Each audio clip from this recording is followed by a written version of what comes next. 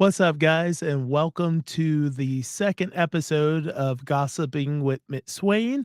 Today, we are going to be talking about the NFL playoffs, specifically the updated teams who have made it out of the wild card matchups and are ready to play in one of the biggest stages besides the Super Bowl, the NFC Championship and the AFC Championship. The NFL season is officially down to its final four teams, and we're going to be seeing some of the very familiar faces this coming Sunday from the past that we known already to play in such a big stage. So for the second time, for the second year in a row, the San Francisco 49ers, Kansas City Chiefs, and Cincinnati Bengals are all in the conference title round.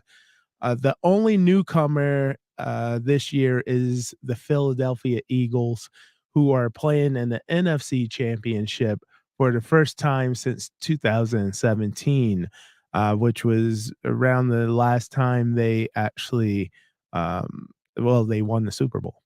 The Eagles will be hosting a 49ers team that knocked off the Cowboys on this Sunday, continuing Dallas' 27-year drought without a conference title game appearance. The Eagles 49ers game will give us a matchup of two of the most successful NFC teams of the 21st century. Including this year, the Eagles have now made it to 7 NFC title games, which is the most of any NFC team since 2000. The 49ers are tied for the second most with 6, although they've both made multiple appearances in the NFC title game over the past 2 decades. They have never played each other.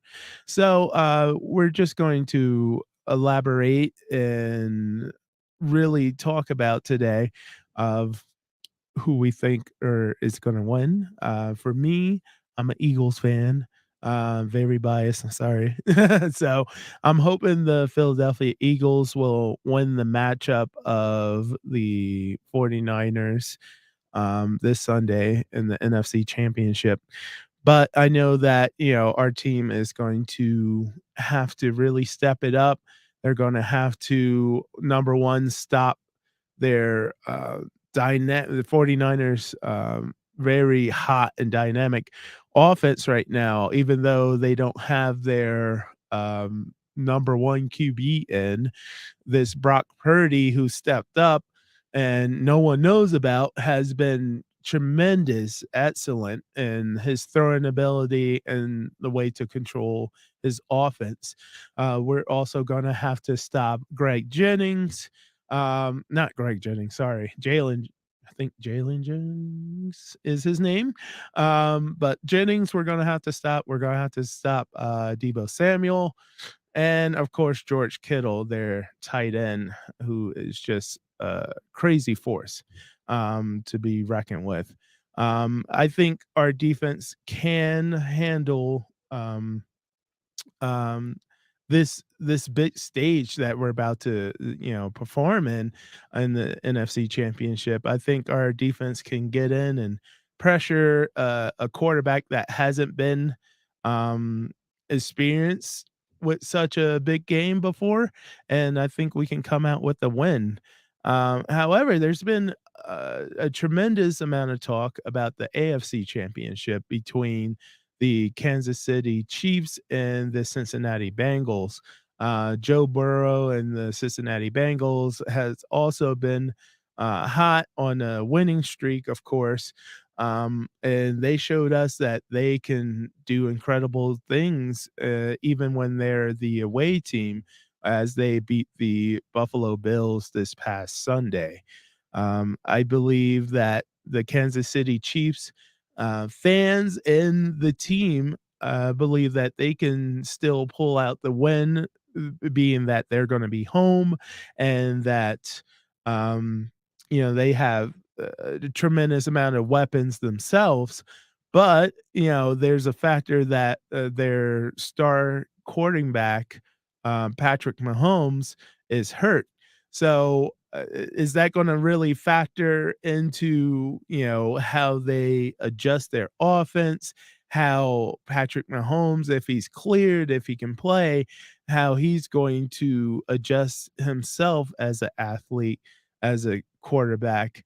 He's normally running out of the pocket and doing other different things, to, have different options rather than just throwing the ball to his wide receivers or handing it off to his running back. So, is that gonna limit him to not run out of the pocket and create plays, and first downs?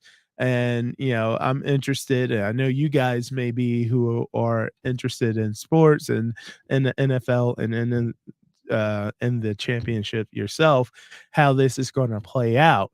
I think that their backup quarterback is still pretty decent, even if Patrick Mahomes does not, perform well or is not eligible to play in this, game. I think the Kansas City Chiefs defense is really energized, that they have home field and that, the home crowd's gonna be behind them, and, just let me tell you, they're a scary sight to be facing if you're on the opposing team's offense. So, I think Kansas City probably will win and pull out, the championship win and, go forward into the Super Bowl.